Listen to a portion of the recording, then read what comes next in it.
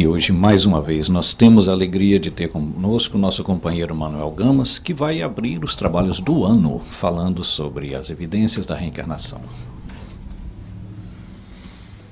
Queridos irmãos, boa noite. Bom dia. Estão acordados, só para testar. Que todos tenham um ótimo ano novo de 2018 e Feliz Natal atrasado a todos. E que Jesus, o amigo e benfeitor de nossas vidas, possa nos envolver, nos abraçar nesse momento de nossas meditações. A reencarnação não é uma criação do Espiritismo. Todas as crenças antigas falavam da reencarnação. Mas Allan Kardec, quando ele vai escrever o Livro dos Espíritos, o codificar o Livro dos Espíritos, na introdução do Livro dos Espíritos, ele vai dizer que para uma ciência nova era necessário termos novos. E ali Allan Kardec criou termos novos. E um desses termos novos, para essa ciência nova, é a reencarnação. O ato de voltar à carne.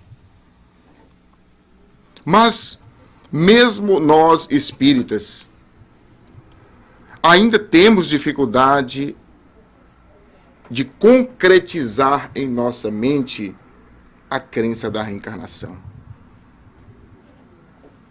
Por isso, Allan Kardec vai cunhar um capítulo: é necessário nascer de novo, do capítulo 4 do Evangelho segundo o Espiritismo. E lá em um dos seus itens, que ele vai falar sobre os laços de família e a reencarnação, no final desse item, Kardec vai colocar que 4 correntes tentam explicar o que nos acontece depois que passamos para o outro lado da vida, ou que antecede a nossa vinda à Terra. Lá ele vai dizer que a primeira corrente que se levanta para poder explicar são os materialistas. Os materialistas vão dizer que nós somos um aglomerado de células. E quando se dá a concepção, quando a mamãe e o papai têm a relação sexual, naquele momento o corpo biológico é formado. Há uma aglutinação de energia, de células, e essas células vão se multiplicando até que formam o nosso corpo físico. Fruto do acaso. Logo depois, eles vão dizer, a explicação da morte é que quando nós acabamos as nossas energias vitais do corpo físico, nós morremos e acaba tudo. Dessa forma, essa doutrina materialista deixa algumas questões, ou várias questões. A primeira dela é a individualidade. Por que há pessoas diferentes uma da outra? Por que há pessoas mais inteligentes ou com a inteligência mais desenvolvida do que outros? Por que dentro da nossa casa nós temos 4 filhos gêmeos, idênticos fisicamente, mas emocionalmente, espiritualmente, todos são diferentes? Como explicar isso? O acaso criou isso? Dessa forma, aí surgiu uma pessoa que é mais desenvolvida que a outra? Como é que surgiu isso? Não há explicação para isso. Essa é a primeira corrente. A segunda corrente é a corrente do panteísmo. Afirmam os panteístas que nós viemos de um todo. Há um todo no universo que nós podemos chamar de Deus, e que nós somos partículas desse todo. E da mesma forma, nós questionamos novamente a individualidade da criatura.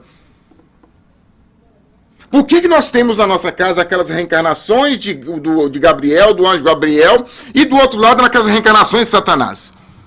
Aqueles meninos difíceis, enquanto do outro lado aqueles meninos tranquilos. Já que nós viemos de um todo, já que nós vamos volver para esse todo quando a gente morrer, por que a gente vai ser bom? Por que a gente vai estar aqui nesse momento agora? Para quê?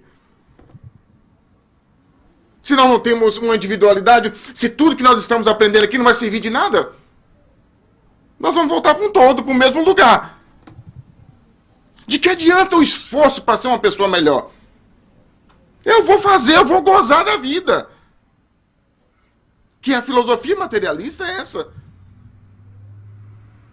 Já que você veio do nada e vai para o nada, goza da vida. Estraga a vida. E afirmava Friedrich Nietzsche, se tem um problema muito grande, busca suicídio. Imagina uma loucura dessa. A terceira corrente já melhora um pouquinho, que era o pensamento da igreja daquela época. Então afirmava eles que nós temos uma individualidade. Mas só que Deus nos cria no momento que há a concepção. No momento em que o espermatozoide e o óvulo se encontram e forma aquela célula, ovo, a primeira célula, naquele momento Deus te cria. Naquele instante Deus te cria. E aí agora as questões vão surgindo. Por que Deus cria uma criança com deficiência mental? Enquanto que o filho do amigo, do vizinho, é totalmente normal, entre aspas. Por que disso?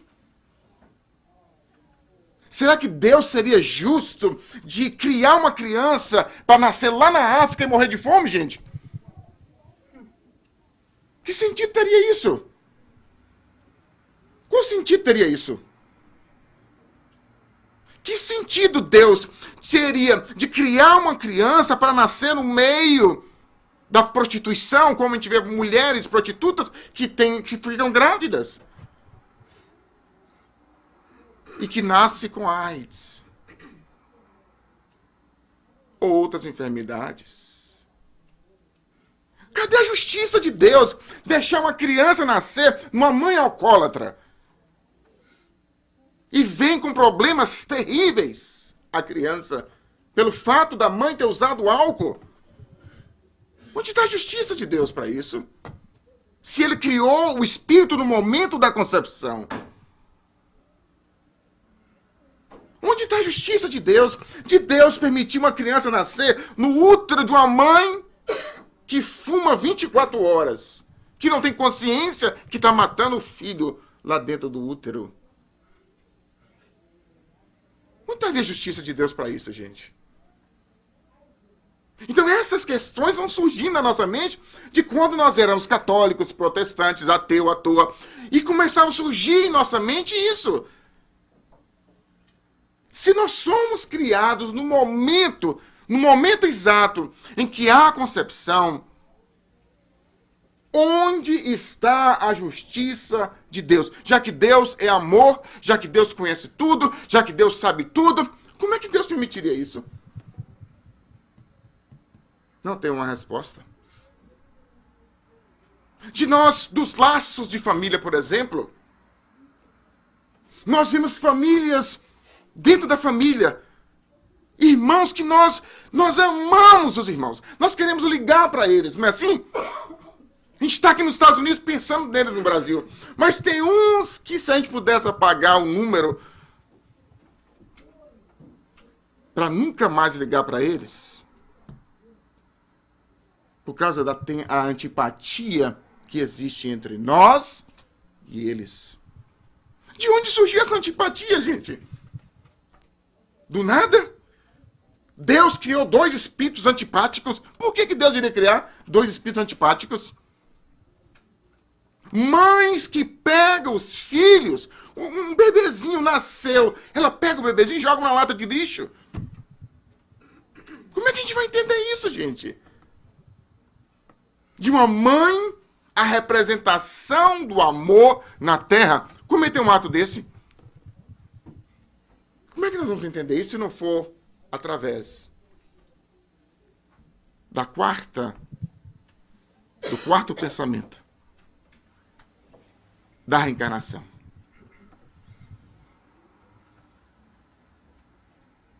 Ali Kardec vai falar do pensamento que nós vivemos antes. Que nós somos espíritos velhos. Que quando nós morremos, nós vamos para o mundo espiritual, ficamos no mundo espiritual um tempo determinado, de acordo com a nossa evolução espiritual, o nosso estado espiritual. Ficamos um tempo lá nesse mundo espiritual. Se cometemos muitos delitos, nós vamos ter que nos esvaziar dessas energias tóxicas que nós carregamos e ficamos um pouquinho dentro do salão de beleza, que é o umbral, que nós falamos, desintoxicando a nossa mente, o nosso psiquismo, para que nós possamos voltar novamente para a Terra. Por isso que chama umbral, que é uma passagem.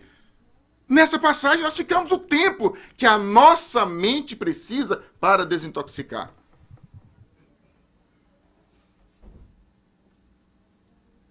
E aí, depois que nós somos socorridos, que nós vamos para os lugares equilibrados, onde há os médicos, onde há as preparações das reencarnações, nós vamos volver novamente para a Terra.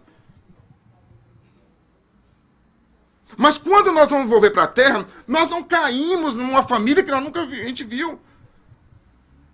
Deus me pega, agora eu vou jogar você lá na China, e me joga lá na China. A primeira mãe que aparecer, joga ele lá dentro. Puf! É assim que acontece? Se fosse assim, como é que ficariam os laços de família? As antipatias e as simpatias? Então, como é que acontece? Do outro lado, nós chegamos do outro lado, nós vamos preparar essa reencarnação. Se eu sou um espírito completista, o que é um espírito completista? Os espíritos vão dizer no livro Missionários da Luz, no capítulo, me parece, 11 ou 12, um espírito que aproveitou todos os momentos da reencarnação para fazer o bem aqui na Terra.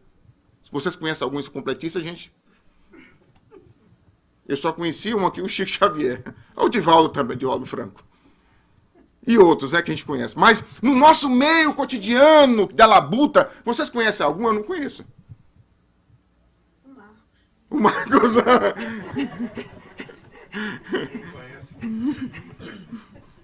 Cadê a esposa dele? Tá aqui? Vamos perguntar a ela. Eu nem veio. O espírito completista, ele pode chegar diante do corpo, que lá no mundo espiritual tem um corpo lá que você vai olhando e vai determinando como que vai ser o seu corpo aqui na Terra. O espírito completista, ele pode olhar para esse corpo e falar o que ele quer, a família onde que ele vai reencarnar. Porque ele está lúcido. Ele está lúcido o que ele precisa. Mas nós não temos lucidez para escolher isso sozinhos. Do outro lado, a gente vê aquele corpo maravilhoso e a gente fala, agora não me manda com aquele cabelo de pichuim de novo. Me manda com o cabelo liso agora. A outra, não me manda com o cabelo liso de novo, eu não aguento mais, eu quero um cabelo bem encaracolado. Não me manda baixinha de novo, pelo amor de Deus. Eu demorei muito para casar. Me manda mais alto. E assim por diante, porque nós não temos que trabalhar na mediunidade para poder trabalhar no bem. Nós nos preparamos do outro lado. Está no livro Os Mensageiros. E a maioria volta falido.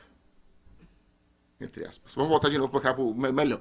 Então lá nós estamos todo mundo juntinhos. E lá a gente olha um pro outro. Agora nós vamos voltar juntos, ok, Marcos? Marcos, você vai primeiro. Prepara o campo lá e recebe eu e o Cabral como filho. E depois vem a Temis como filha. Está planejando tudo. E aí quando a gente chega próximo dos espíritos, que os espíritos vão mostrar para nós o que é bom para nós. Ai, ai, ai, ai, ai, ai, ai. Cabral, o Marcos, a Temis já sumiu do mapa. Porque ele começa a mostrar aqueles espíritos que estão queimando nas zonas umbralinas, que nós muitas vezes colocamos esses espíritos lá. Espíritos que estão com muito ódio de nós, com muita antipatia. E ele, olha, você precisa de voltar com essas criaturinhas. Tá vendo aquele rapaz lá aquele rapaz? Aquele lá vai ser seu esposo. E a sua esposa, seu esposo. Não acredito, né? É ele mesmo. Tá vendo aqueles dois espíritos rebeldes ali? Vão ser seus filhos, porque na reencarnação passada você não soube cuidar deles direito. Oh my God, de novo. De novo. Por isso, meus irmãos, que nós vamos ver que a maior evidência da reencarnação é a família. Por isso que Allan Kardec, ele dispensa um tempo grande nesse capítulo, no capítulo 4, falando dos laços familiares. Porque é a maior prova que existe. Você chega em casa e olha para as pessoas que estão contigo. Começa a analisar um por um que você vai entender o que é reencarnação. Como é que Deus pode colocar isso na minha vida, Gia? Onde que apareceu isso? E como eu amo estar com essa pessoa, do mesmo jeito. O seu ciclo de amigos, porque a família, ela engloba o ciclo de amigos, ela engloba a casa espírita, onde quer que você vá. E aí dentro do centro espírita nós temos aquelas pessoas que nós temos aquela afinidade. E nós temos aqueles que se pudesse faltar um dia, seria tão bom pra gente, não é assim? E é totalmente natural isso. Isso é o ciclo da antipatia e da simpatia, gente. A maior evidência da reencarnação é isso. A família, os relacionamentos. Só que Allan Kardec também, ele vai mostrar que há evidências bíblicas. Na Bíblia, nós vamos encontrar evidências da reencarnação. Na Bíblia? Onde? Tá ficando louco. Se tiver o pastor, queima a Bíblia. Tá o nome reencarnação na Bíblia? Não tem. Não vamos encontrar o nome reencarnação na Bíblia porque foi Kardec que criou o nome.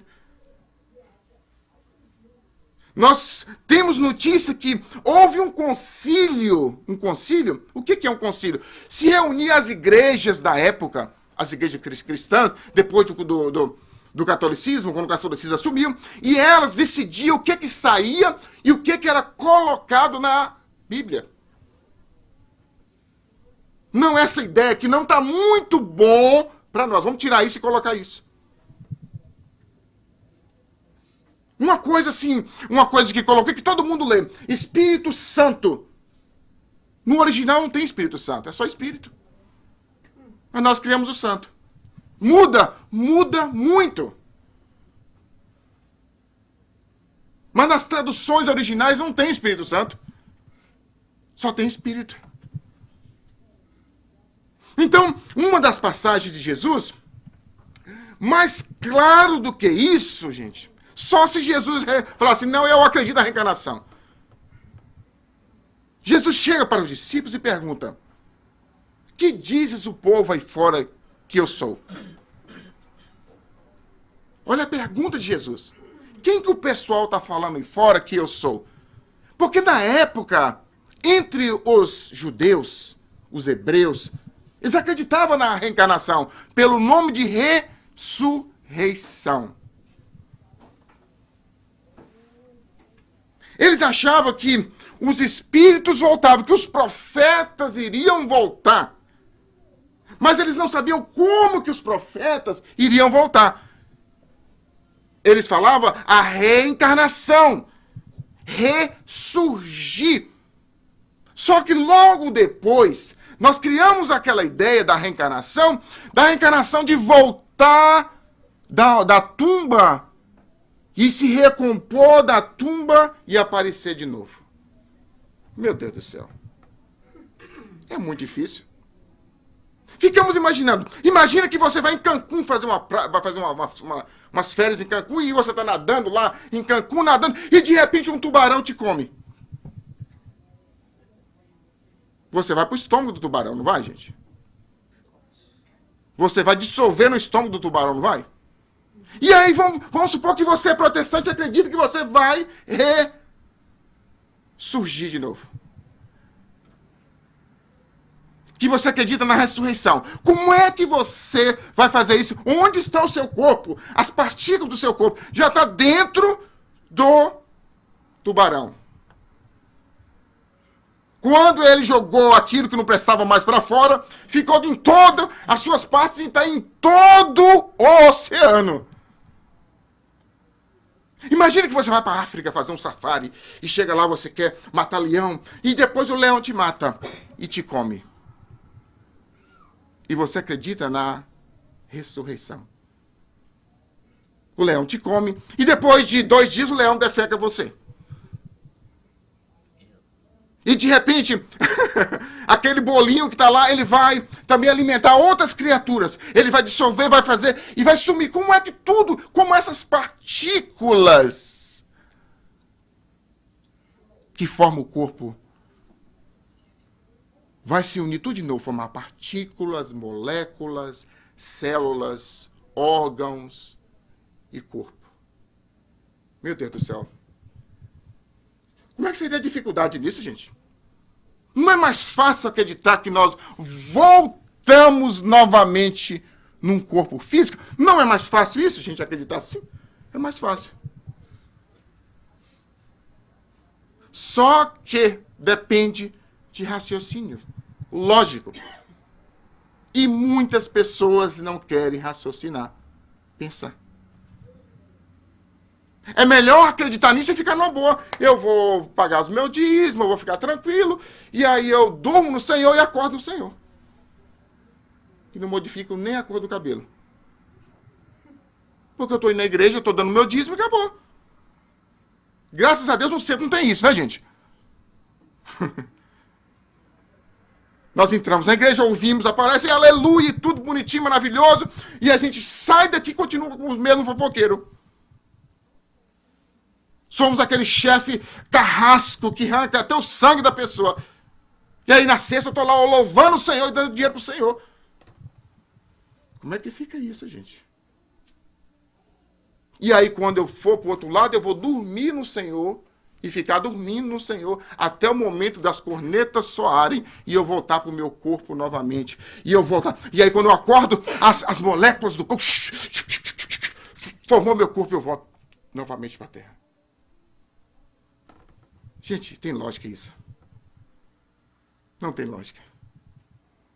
Só que os judeus acreditavam, mas eles não sabiam como que funcionava o processo da reencarnação. Eles falavam ressurreição, que é de ressurgir, o espírito ressurgir, que está certo. O termo foi adulterado com o tempo. Que nós iríamos ressurgir no corpo físico, formar o corpo físico novamente, de dentro das tumbas, a gente levantar das tumbas e sair andando como zumbis. Mas só que Jesus pergunta aos discípulos. Se ele pergunta aos discípulos, a ideia existia entre aquelas pessoas. Que dizem as pessoas quem eu sou?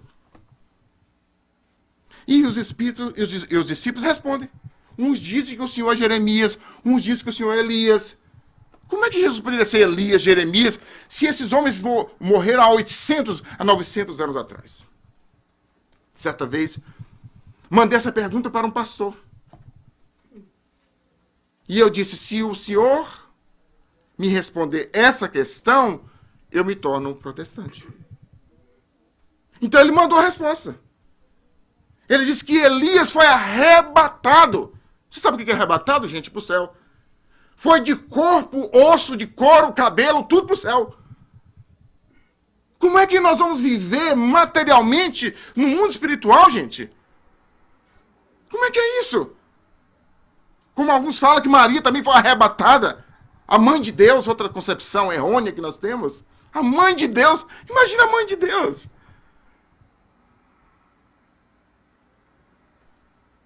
Então, quando os espíritos, quando Jesus vai perguntando, Jesus pergunta a Pedro, e tu, Pedro? Tu és o filho do Deus vivo. Naquele instante, Pedro estava inspirado, e Jesus fala, bem-aventurado Pedro, que não foi a carne que te revelou essas coisas, mas o Espírito. Bem-aventurado Pedro, que isso não é de você, é dos espíritos iluminados que estão próximos aqui de você. Te influenciando, te dizendo que eu não reencarnei na Terra. Eu encarnei na Terra. Que eu sou o governador da Terra. Eu sou, antes de tudo, há 5 bilhões de anos atrás, na construção da Terra, eu já era perfeito. Mas nós não entendíamos isso. E aí chega um doutor da lei e pergunta a Jesus o que fazer para nascer de novo. Uma pergunta, não é? Que ele faz. Uma pergunta não tem. Jesus fala, é necessário nascer da água e do Espírito para Nicodemos. Mas Senhor, como é que eu vou nascer? Eu vou entrar no ventre da minha mãe de novo? E Jesus vai explicando, é necessário nascer da água. O que é nascer da água e do Espírito? O que Jesus queria dizer com isso, meus irmãos? A água, afirma Kardec, é a representação da matéria. Tudo surge a partir da água, materialmente. Se nós vamos buscar vida material em Marte, o que nós buscamos em Marte? Água. O nosso corpo, me parece que é 75% ou 65% água. A primeira célula, o espermatozoide, uma gota de água. O óvulo, uma gota de água. Se une para formar uma gota de água. O ovo. Ali vamos nos constituindo dentro daquele corpo, e nós estamos dentro daquele líquido, como é que é o nome? Líquido amniótico. Estamos dentro da água. O corpo composto de água. E quando nascemos, o nosso corpo é o quê? Água. Que é a representação da matéria. O espírito é o espírito. Porque nós, espíritos, precisamos da matéria para podermos volver para o corpo físico. Mas vai chegar um ponto das nossas reencarnações que nós não precisamos mais de estar nesse corpo material. Já pensaram nisso, gente? Que nós não vamos mais precisar de reencarnar. E principalmente nesses mundos difíceis de provas e expiações que são o mundo da Terra. Porque nós vamos ser espíritos iluminados. Como que nós vamos entender isso? Através da reencarnação. Nós estamos adentrando o ano 2018. E nós deixamos esses 25 minutos agora para nós meditarmos na reencarnação e nas nossas oportunidades e metas para 2018. Todos nós aqui queremos ser uma pessoa melhor. Em 2016, em 31 de dezembro de 2016, você falou para contigo mesmo, eu vou modificar a minha vida em 2017. Quem não falou isso aqui, gente? Todos nós falamos. Nem que seja mudar a cor do cabelo. Perder de peso. Ir para o college. Conseguir um esposo, uma esposa. Fazer o esposo vir para o centro. Fazer a esposa vir para o centro. ter um amigo sincero. Ter uma amiga sincera. Ter bastante tutu no banco. Pagar as dívidas que já não estou aguentando mais de tanta dívida. Economizar bastante. Ter um carro novo. Ter uma casa nova. A minha casa está com 3 quartos, quero uma de 5 quartos agora. Ter um marido novo, porque esse eu não estou aguentando mais. Ter uma esposa nova, porque essa eu não estou aguentando mais. Todos nós fizemos meta em 2016. Terminamos o 2017. Se nós fazemos um balanço espiritual da nossa vida, pouquíssimo de nós atingimos as nossas metas. Pouquíssimo de nós lembramos das nossas metas que nós fizemos no dia 31. Pouquíssimos.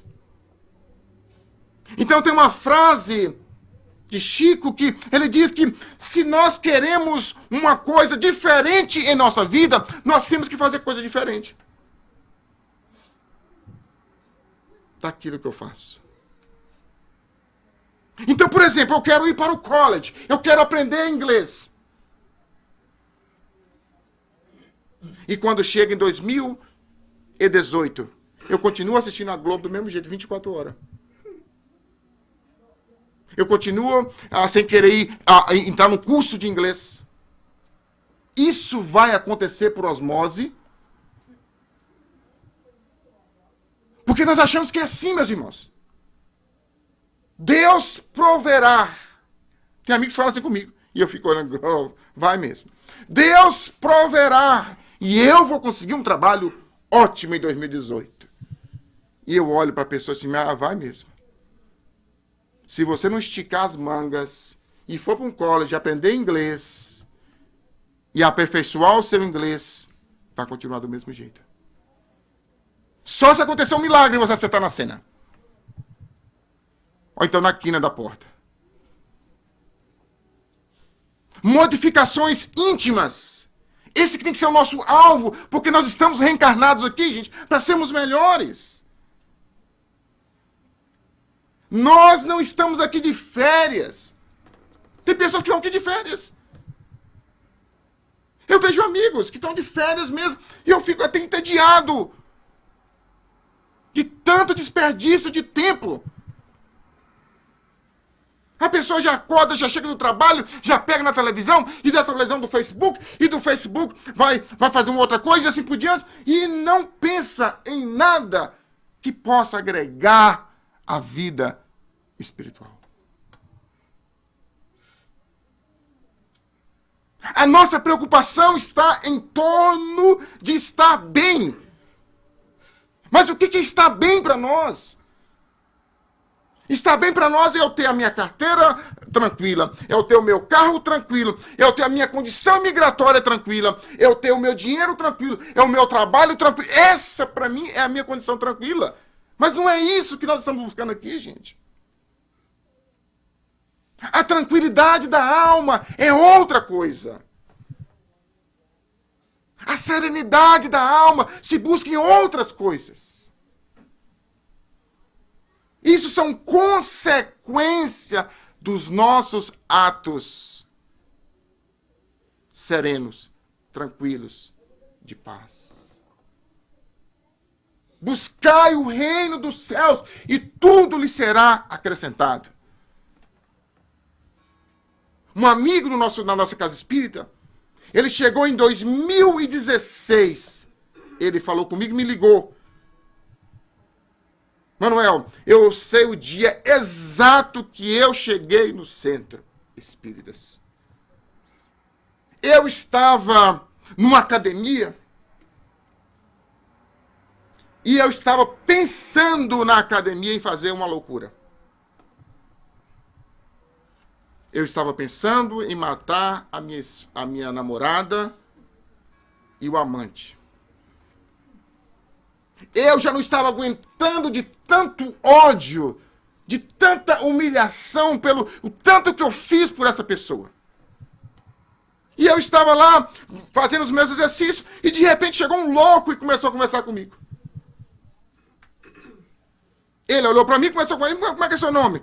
Meu nome é fulano. É mesmo? E você mora onde? E eu achei que aquele homem era um agente da imigração. De tanta pergunta que ele fazia. É um espírita lá no nosso centro. O João Bosco. Você conhece ele? Você também conhece. E aí ele começou a conversar com a pessoa, e foi conversando, e a pessoa começou a se abrir dentro da academia, imagina na academia. E aí foi o atendimento, foi até dentro da academia, e foi conversando e disse, olha, vá no centro hoje, tem uma palestra no centro. Naquele momento ele disse que ele tomou uma decisão.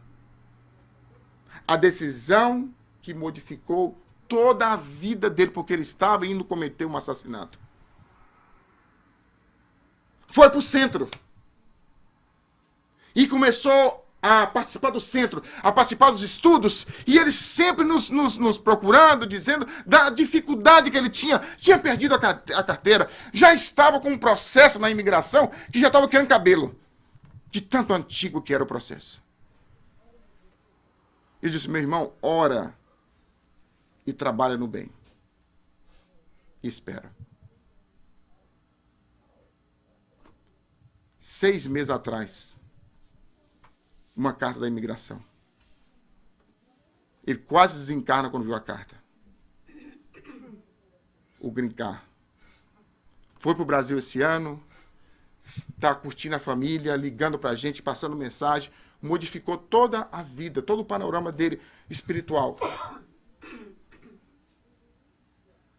Eu estou fazendo propaganda aqui, gente, que a gente tem que vir para casa para conseguir brincar? Não, porque muitas vezes as coisas não acontecem na nossa vida porque não é o momento exato para acontecer. Se acontecer, a gente vai fazer uma bobeira maior. Me lembro um caso de outra pessoa que outra pessoa chegou no centro espírita e ela contando, desesperada a pessoa, que ela tinha perdido a carteira de motorista. Quase perdendo a carteira de motorista. Ou não tinha carteira de motorista. E as pessoas já não queriam dar mais carona para ele. De forma nenhuma. Ele, então, não entendia por que essa carteira não saía. Todo mundo tinha carteira e ele não conseguia. Logo depois que ele tornou espírita, ele nos confidenciou, Manuel, se eu tivesse conseguido aquela carteira naquela época, eu não estaria aqui hoje no centro espírita. Pela namorada que eu tinha, se eu tivesse conseguido a carteira, nós iríamos ficar mais juntos e eu não estaria hoje aqui no centro espírita. Olha como a espiritualidade age, nos tirando de problemas em nossa vida. Quais são as nossas metas? A minha meta de 2018, no dia 31, qual a minha meta? É perder quilo. Todo mundo fala assim, não é? Nós viemos aqui, nós saímos lá do mundo espiritual para vir aqui perder quilo, gente. É isso que nós viemos? Não é. Por que nós falamos isso, meus irmãos? Porque se você começar a trabalhar nas gordurinhas espirituais, as gordurinhas materiais vão sumindo. Se nós começarmos a trabalhar na nossa autoestima, se nós começarmos a trabalhar no nosso íntimo, nós vamos o quê? Fazer o regime por nós, não pelo nosso marido, ou pela nossa esposa, ou pelas pessoas. Eu vou entender que o meu corpo é um templo sagrado, que eu tenho que cuidar desse corpo. Então eu vou ter que fazer esse regime, eu vou ter que buscar um exercício físico, mas sempre entendendo por que eu vou buscar isso.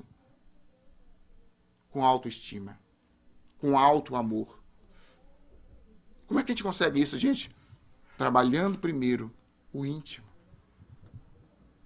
Quantas pessoas que começam uma dieta, aquelas dieta severa, e deixam de comer isso, aquilo, outro, começa só a tomar água, e agora tem um suco verde com aquele cheiro, que de longe já sinto o cheiro difícil, e fica 2, 3 meses naquilo, e a pessoa some.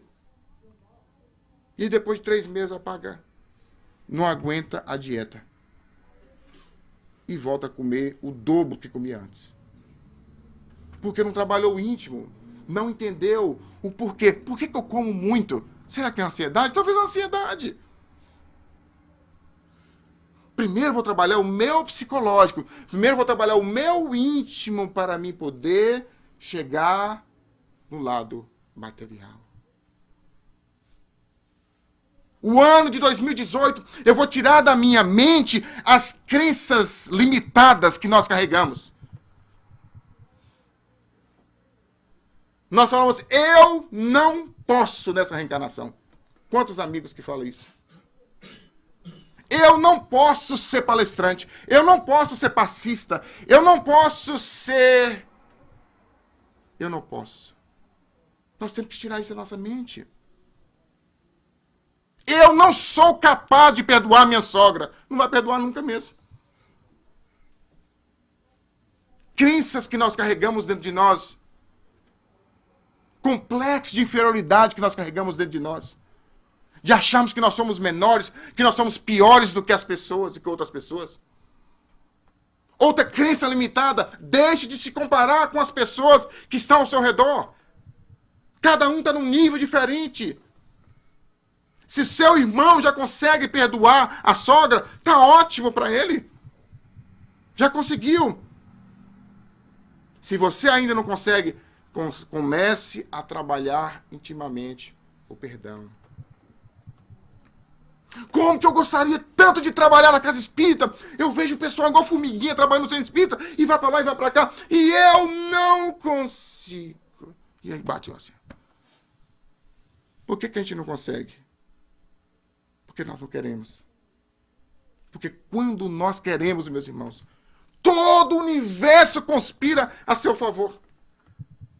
Quando você acorda de manhã e fala assim, eu hoje vou no centro, uma tropa de espíritos iluminados te envolve. Isso é brincadeira, viu, gente? O seu espírito guardião está junto contigo o dia todo te influenciando, te envolvendo. Vamos no centro hoje, não vamos no centro hoje.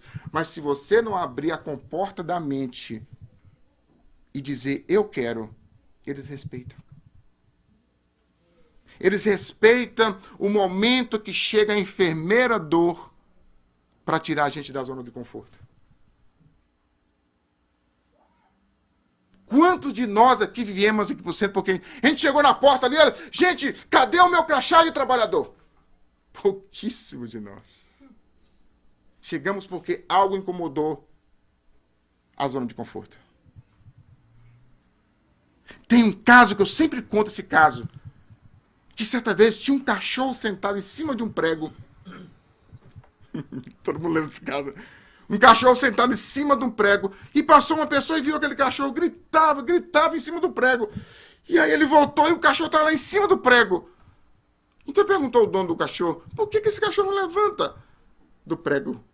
Porque a dor não foi suficiente ainda. Quantas vezes na nossa reencarnação nós estamos esperando uma dor forte, o suficiente para tirar a gente da poltrona de frente à televisão? Quantas vezes aquela dor forte que tira o controle da nossa mão?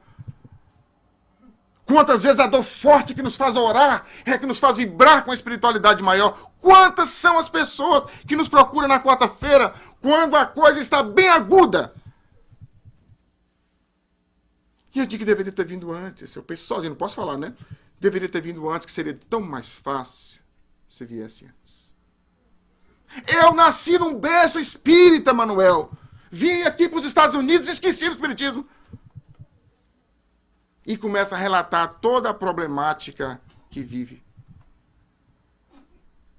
E aí nós vamos entendendo, meu Deus, olha a mão da misericórdia divina. Tocando a gente de novo para dentro daquilo que nós propomos no mundo espiritual. Esse ano 2018 nós temos que começar a fazer planos, metas. Como que são as nossas metas? São atingíveis as nossas metas? Nós temos que começar em metas que são atingíveis. Eu quero ser um professor da Harvard. Não vai ser nunca. Como você vai ser um professor da Harvard? Dá para atingir isso? Metas lúcidas. Lúcidas. Esse ano eu vou modificar toda a minha vida por completo. Vai acontecer isso? Não vai. Isso não é lucidez. Você não vai conseguir atingir isso em uma reencarnação. A meta ela tem que ser atingível. Nós temos que colocar metas que nós podemos estender o braço e colocar a mão. A nível financeiro, por exemplo. Eu colocar a meta, eu quero comprar uma mansão lá em Shara. É uma área bem rica dos Estados Unidos aqui, lá em New Jersey. Casa de 5 milhões, de 10 milhões de dólares. Eu, Manuel, quero comprar uma casa lá. Essa meta é uma meta real? Pode falar, gente, não. Pode falar. Não. Porque vocês me conhecem, né? Não é uma meta real. Porque eu não posso atingi-la. Porque 5 milhões está fora do meu budget. Está fora daquilo que eu ganho durante o ano. Que eu não vou falar com vocês aqui, senão você vai cair de costa. A nível espiritual, do mesmo jeito. Tem coisas que nós queremos fazer, mas a gente quer fazer rápido. E uma das coisas que nós mais conversamos com as pessoas que vêm nos atendimentos fraternos é a proposta, uma proposta, auto-perdoar primeiro. Em qualquer problema que você esteja vivendo, auto-perdoe para começar o processo. Eu não consigo deixar o álcool de jeito nenhum. Eu não consigo deixar de fumar. Eu não consigo deixar de fazer a fofoca fraterna. Eu não consigo deixar de ser melindroso. Melindro não tem no centro espírita, né, gente? Melindra. Não tem.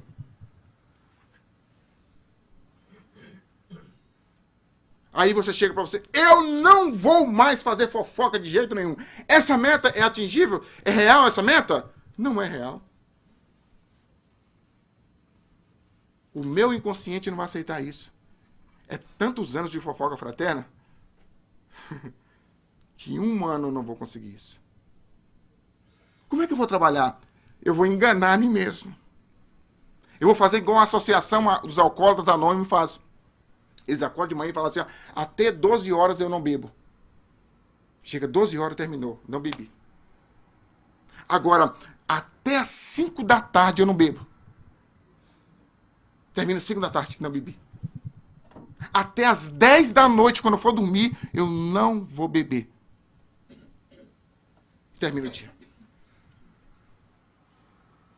A fofoca do mesmo jeito. Até as 12, eu não vou fazer a fofoca. De 12 às 5, eu não vou fazer nenhuma fofoca. Não vou atender o telefone dela de jeito nenhum dele. De 5 às 10 eu não vou fazer. Nesse processo, que é um planejamento que nós estamos fazendo, nesse processo de planejamento, de como nós vamos lidar conosco mesmo, nós vamos conseguir ou não. O dia que nós não conseguimos, nós chegamos, acordamos de manhã, e aí quando chega às 10 da manhã, e aquele telefone toca. E a pessoa coloca um número desaparecido, mas com um número não identificado. E a gente atende o telefone e a pessoa começa a falar. Você viu aquela camisa do Cabral? Ele vestiu semana passada. Já tem 3 semanas que ele está com aquela camisa. E ali começa. Mas a gente tem que orar por ele. Porque talvez ele está trabalhando na humildade. Mas tem outra coisa também que eu queria falar do Cabral. Primeiro envolve a gente numa coisa tranquila. A roupa. Para depois falar do íntimo. Fala de fora primeiro. Para depois tentar descobrir o que está no íntimo do nosso irmão. Isso quase não acontece no centro espírita. Graças a Deus. Então, quando acontecer isso, meus irmãos, perdoe-se. Auto-perdão, meu Deus do céu, eu caí de novo, Senhor. Como é que eu vou olhar agora pro Cabral? Estou pegando o Cabral hoje. Viu? Como é que eu vou olhar pro Cabral agora? Meu Deus do céu, como é que eu vou olhar para ele? Se perdoe. E quando você encontrar o Cabral, dá um abraço diferente nele. E não fale. Hoje eu fiz uma fofoca fraterna. Não fale. Dá aquele abraço fraterno nele. Meu irmão, eu gostaria de dar um abraço em você, dobrado hoje. E vai se liberando pouco a pouco disso. Nós estamos, meus irmãos, nós somos doentes em alta. Aqui é mais fácil, aqui nós abraçamos, mordemos, beijamos, falamos bem um do outro, aqui fulaninho, irmãozinho do coração, mas quando a gente sai daquela porta, nós estamos fora do hospital. O remédio vai acabando o efeito. E a nossa resistência ao mal vai diminuindo. E quando a nossa resistência ao mal vai diminuindo, nós estamos propícios à influenciação dos espíritos que não nos querem crescer espiritualmente. Fácil, né, gente? Então, nesse 2018, esqueça do marido. Esqueça do esposo, da esposa, do filho, do chefe. Esqueça do presidente do nosso país. Esqueça do presidente louquinho que está lá do outro lado. Esqueça. Foque em você. Que em qualquer coisa que acontecer no universo, se você estiver bem com a sua consciência, você está bem. Se você não estiver bem com a sua consciência, até o mosquito que posa na sua cabeça à noite não te deixa dormir. Uma torneira que está lá pingando, você não consegue dormir. Mas se você tem a consciência tranquila que está tentando fazer do melhor para ser uma pessoa melhor, pode vir bomba atômica, pode vir furacão, tufão, pode vir o que for, pode explodir o planeta Terra, que nós estaremos bem, porque nós somos espíritos imortais. Por que temer? Esse 2018 está parecendo, já está começando, assim, aquele clima de guerra, aquele clima de medo na sociedade. E nós, espíritas, não podemos ter medo, gente. Porque nós sabemos que nós não morremos. Mas nós temos que ter a certeza que só a nossa consciência tranquila é o nosso advogado do outro lado. O bem que nós fazemos é o nosso advogado do outro lado. Investir em mim esse 2018, nessa minha reencarnação. Chega agora dessas crenças limitadas. Eu nasci assim, eu vou nascer assim. A síndrome da Gabriela. Eu nasci assim, eu vou morrer assim, Gabriela, lembra? Ou então aqui, pau que nasce torto, morre torto, até a cinza é torta. Ou então aquela crença que o seu pai te falou, você é preguiçoso ou preguiçosa. E você carrega que dentro de você ainda acha que você é isso. E você não é isso. Só se acreditar.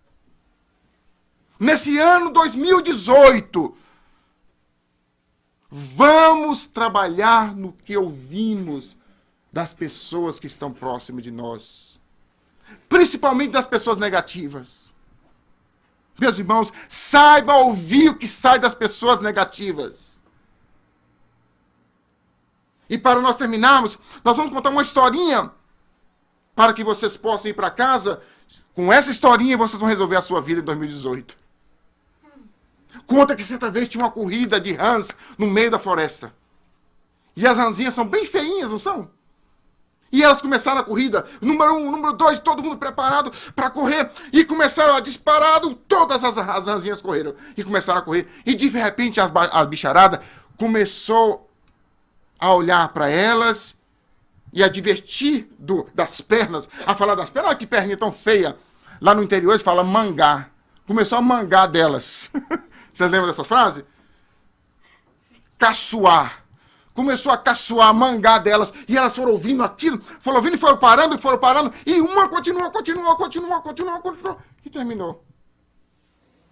Quando terminaram, chegaram próxima da que ganhou, e ela estava ainda no pique ainda da Globo, ia para cá, ia para lá, e de repente todo mundo falando, para um pouquinho, e ela não parava, e depois descobriram que ela era surda.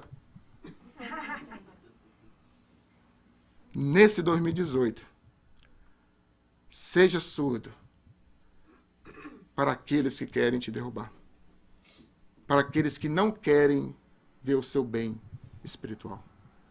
Que Jesus nos abençoe e nos envolva com muito amor, com muito carinho e muito sentimento de trabalho. O único meio para nós crescermos espiritualmente. Trabalhar incessantemente em prol do bem e do amor na terra. Que assim seja.